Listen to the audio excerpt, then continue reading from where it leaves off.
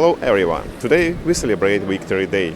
In this episode I will tell you about some holiday traditions.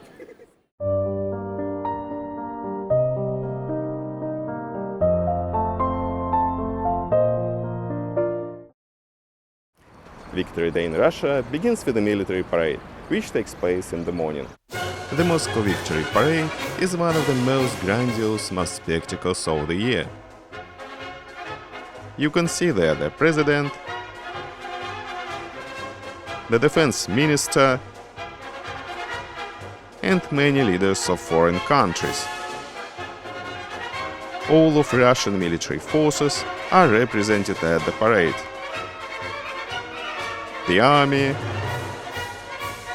the air force, the border troops, the navy, and many others.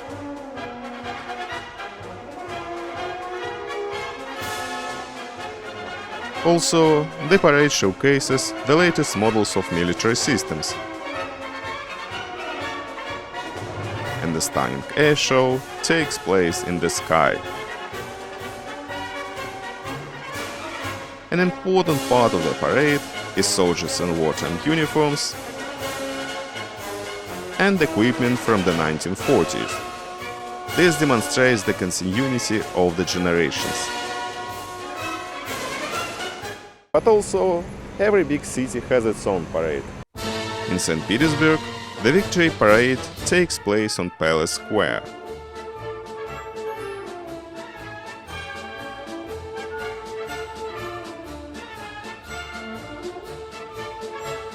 Military orchestras perform festive marches, and the dancers perform waltzes from the 1940s. There is also a place for the younger generations.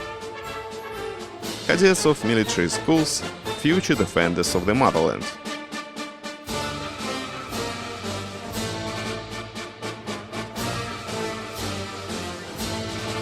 Unfortunately, there are fewer and fewer living war veterans every year.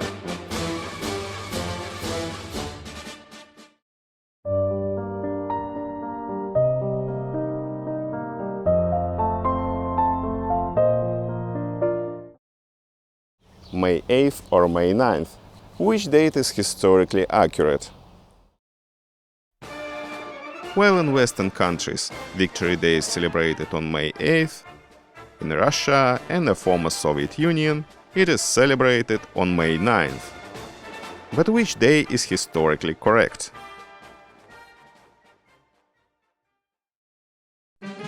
The capitulation of Nazi Germany took effect on May 8th at 23:01 CET,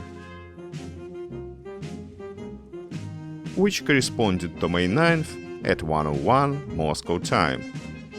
So both dates are correct. The only difference is the time zone.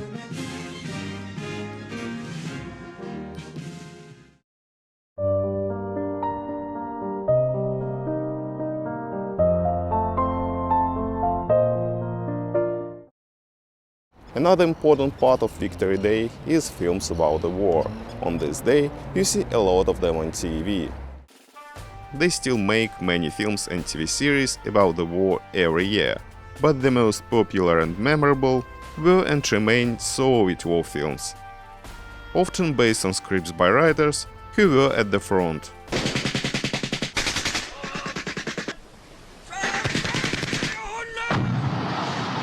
And where many actors were at the war themselves. Songs from these films are often played at concerts dedicated to Victory Day. Как-то летом на рассвете заглянул в соседний сад. Там Смуглянка, молдаванка, собирает виноград. Я краснею, я бледнею, захотелось вдруг сказать: станем над рекой зорьки летние встречать. Раскудрявый клен, зеленый лист резной. Я влюбленный и смущенный пред тобой. Клен зеленый, на клен кудрявый. На распутье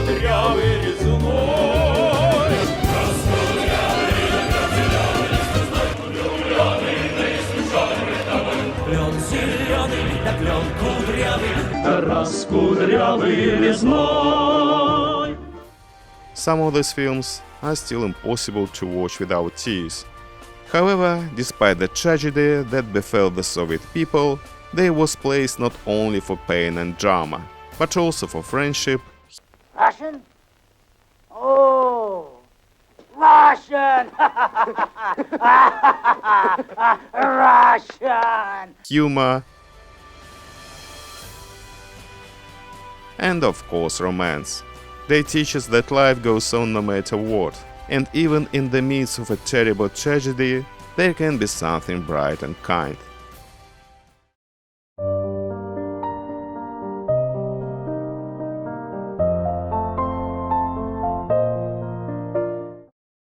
While in the Western tradition it is World War II, in a Soviet and Russian tradition they commonly use the name Great Patriotic War or Великая Отечественная война.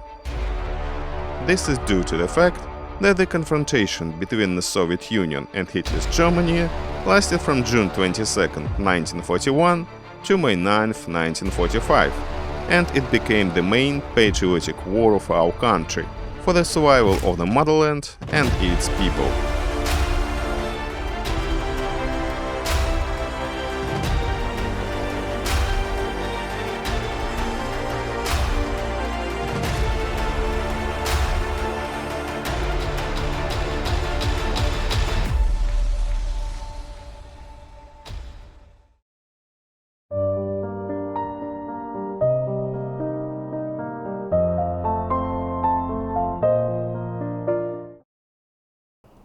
One of the symbols of victory in Russia is St. George ribbon, or Georgievskaya lentочка.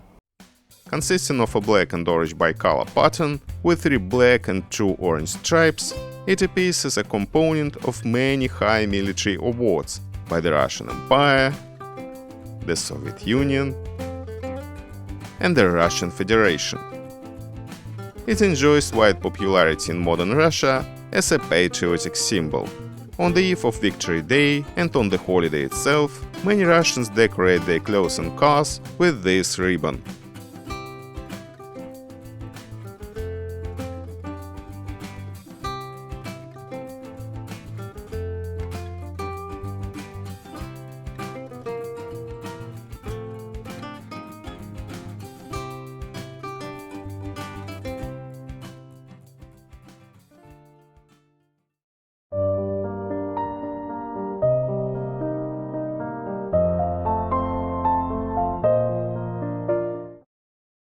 On Victory Day, many people go for a walk around the city with their families.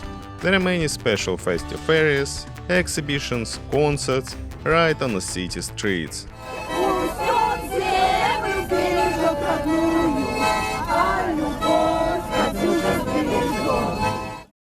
Few years ago, I was lucky enough to be on Victory Day in the city of Gomel, in neighboring Belarus. This republic was the first in the Soviet Union to face the war and suffered from it more than many other republics. So Victory Day is one of the most important holidays in Belarus. On this day, literally the entire city came out to celebrate. Young cadets from children's military schools stood along the festive streets. Many people were dressed in the fashion of the 1940s or in the uniforms of those years. Information stands, photos of war veterans, and exhibitions with authentic things from the 1940s were set up throughout the city. Just like in Russia, on Victory Day Belarusians wear festive ribbons, but their ribbons are red and green, which represents the colors of the national flag of Belarus. Dancers, singers,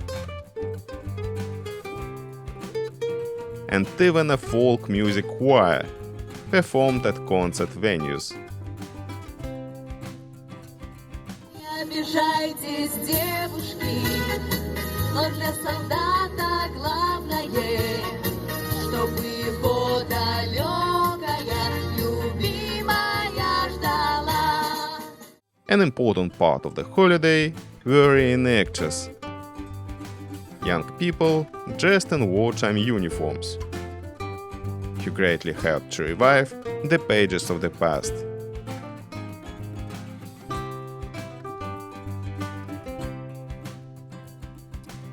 And on the embankment of Source River, there was an interesting exhibition of military equipment of the Red Army.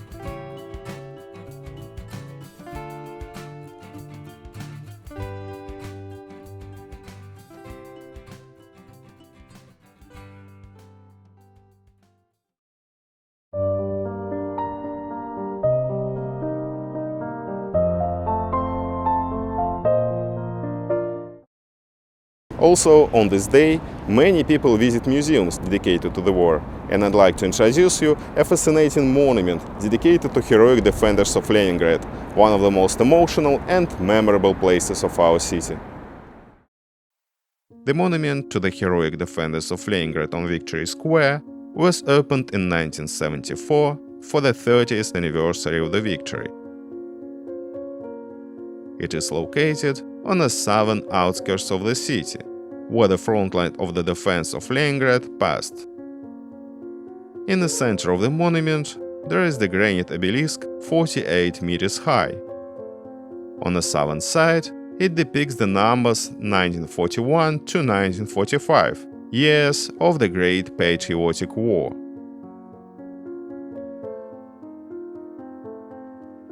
On the high granite pedestals, there are installed 26 bronze sculptures of the courageous defenders of Leningrad. Soldiers, workers, sailors, partisans. The sculptural groups face the former front line. From September of 1941 to January 27, 1944, Leningrad was surrounded by rings of blockade. For almost 900 days, German troops from the south and Finnish troops from the north didn't allow food supplies to enter the city, which led to mass starvation and the death of hundreds of thousands of people. In the center of the monument, there is the Memorial Hall Blockade, surrounded by torn granite ring.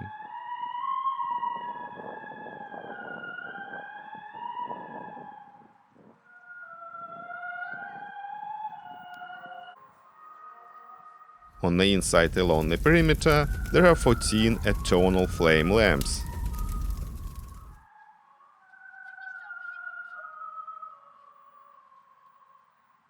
People bring flowers to this monument every day.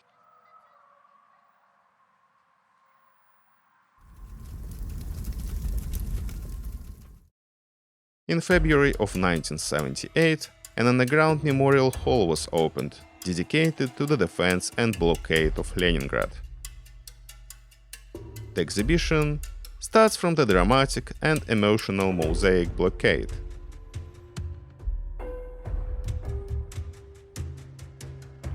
Along the walls, there are 900 candle-shaped lamps, in connection with the days that the blockade of Leningrad lasted. Under the lamps, there are names of the places of the battles near Leningrad.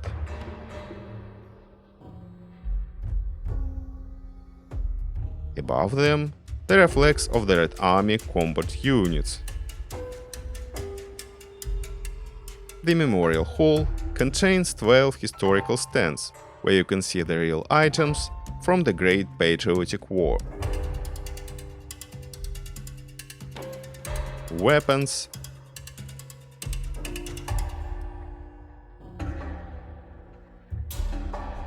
documents,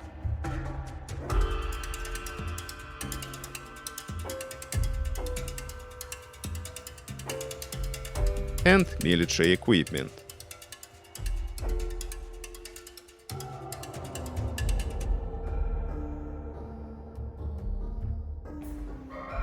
The line of the Leningrad blockade is shown with the red dots on this bronze map.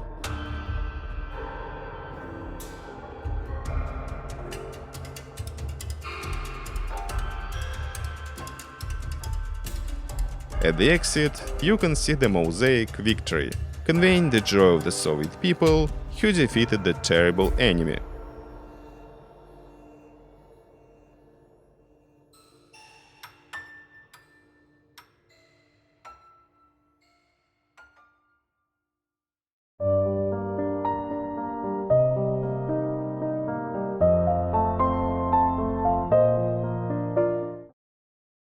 Another way to express the honor to the ancestors who took part in the war is massive worldwide event called the Immortal Regiment or Бессмертный полк. Since 2012, people all over the country and beyond have been taking part in a ceremonial procession with portraits of their relatives who served in the army, navy, air forces, the country's labor sector and paramilitary units during the Second World War.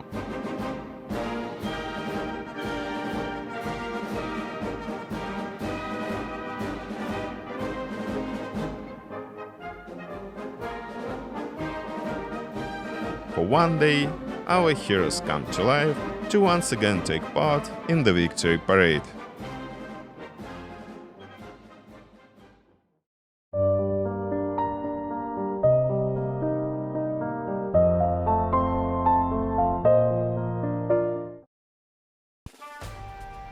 Long time ago, when many war veterans were still alive, relatives gathered together and celebrated Victory Day.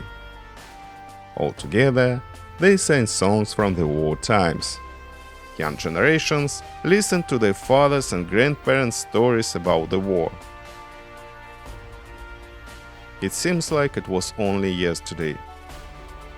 Nowadays, on Victory Day, many people visit their relatives at the cemetery.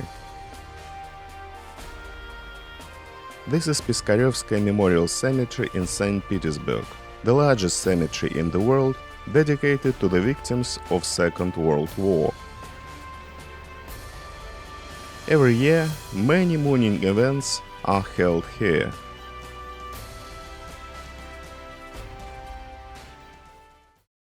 But today, I'd like to tell you about a very small cemetery that not too many people know about. The Southern Military Cemetery is located on the outskirts of St. Petersburg, where the front line of the Leningrad defense was. Here lie the brave defenders of the city. 1,532 soldiers, the oldest of whom was only 31 years old.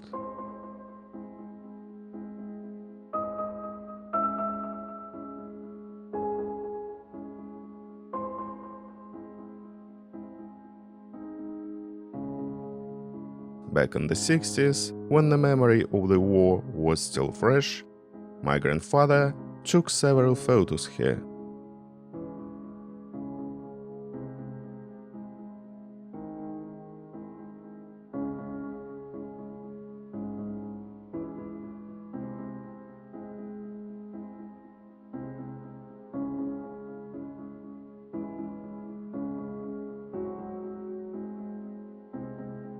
The most emotional and dramatic was a picture of a mother crying at her son's grave.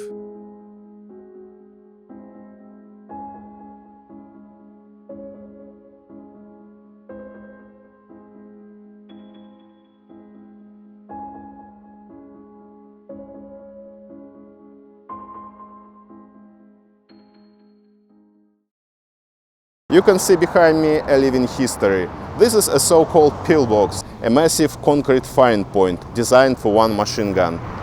It was built in 1943 as a part of Izhora defensive line to protect the borders of Leningrad from the enemy. Over 100 people died from German bullets while building them.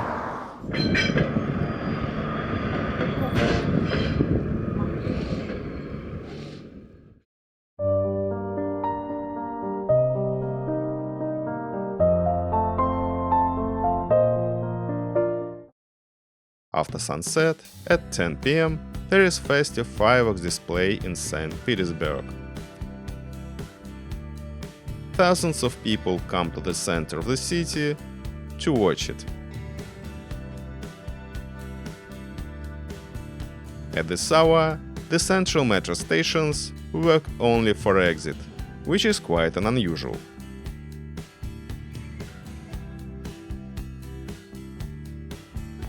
Nevsky Prospect, the main thoroughfare of the city, becomes a completely pedestrian zone.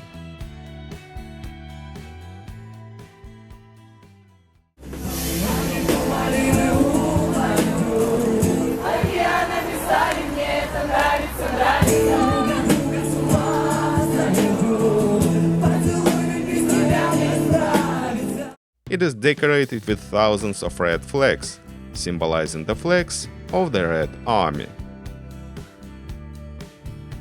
This blue inscription on the wall has been preserved since the war. It says that during artillery shelling, the side of the street is the most dangerous.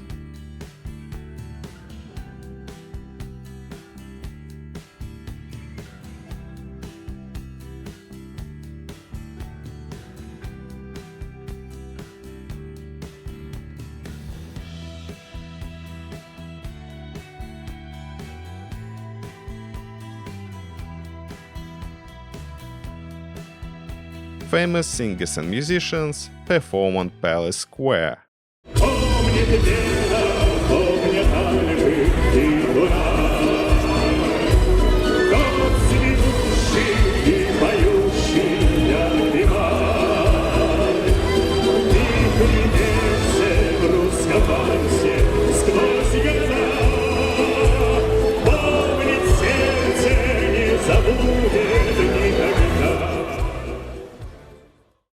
It seems like a whole city came to celebrate Victory Day.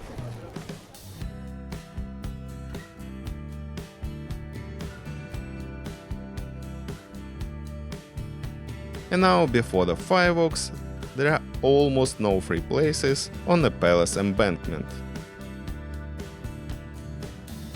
Another popular viewing spot is the palace bridge. People line up along the balustrade so as not to miss the rare and beautiful sight. We are in the center of the palace bridge. Regularly there are lots of cars, but now there are only pedestrians. We gotta find a good spot to watch the fireworks. The speed of Vasilievskiy Island is also unusually festive. On the steps of the building of World Stock Exchange, a large choir performs the war songs.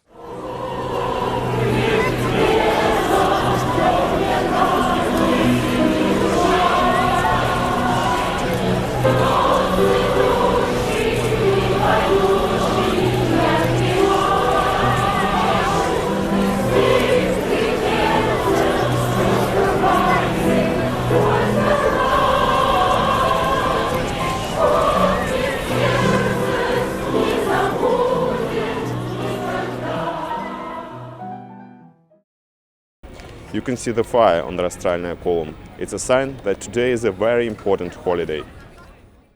The Rosstral columns on Vasilievskiy Island were built in 1810, according to the project of the French architect Thomas de Tamon. The columns are decorated with the prows of enemy ships that the Russian fleet defeated. In the 19th century, they had functions of the fiery beacons. Nowadays, the fires are lit only on holidays, as City Day, Victory Day, and Navy Day.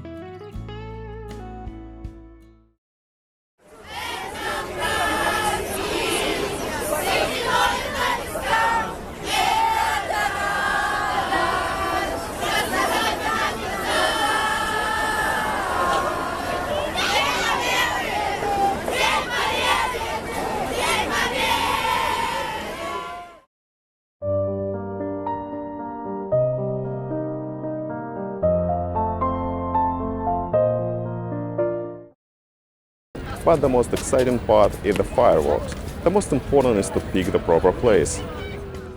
Today we are watching the fireworks from the speed of Vasilievskiy Island. From here you can clearly see the Peter and Paul Fortress and the golden spire of the Peter and Paul Cathedral.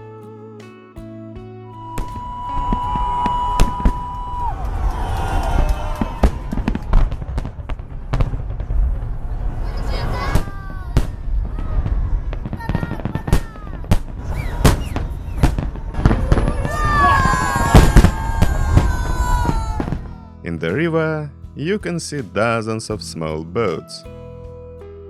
Hundreds of lucky people will be watching the fireworks right from the water.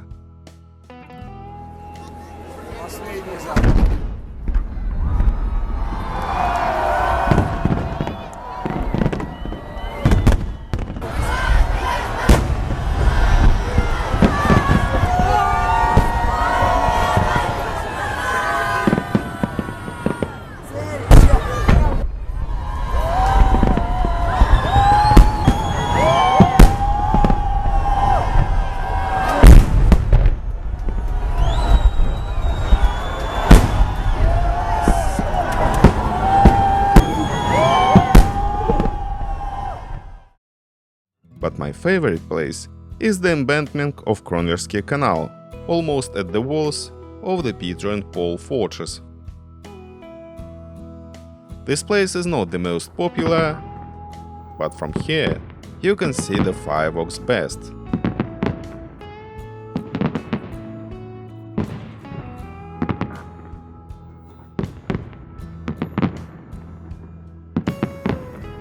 You feel like it is blooming and bursting in the sky right above your head.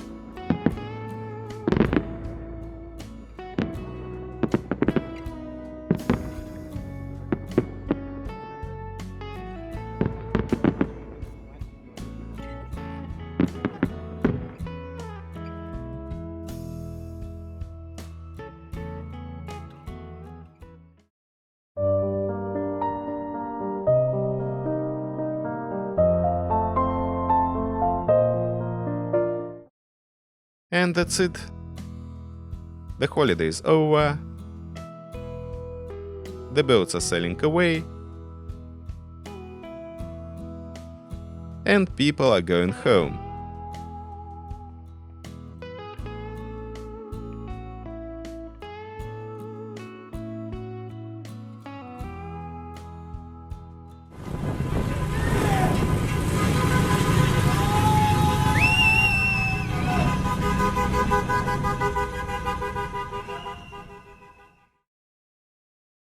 I hope you enjoyed our walk around festive St. Petersburg. Thank you for spending this day with me. If you want to know more about Russia and Russian traditions, please subscribe to my channel. Пока-пока!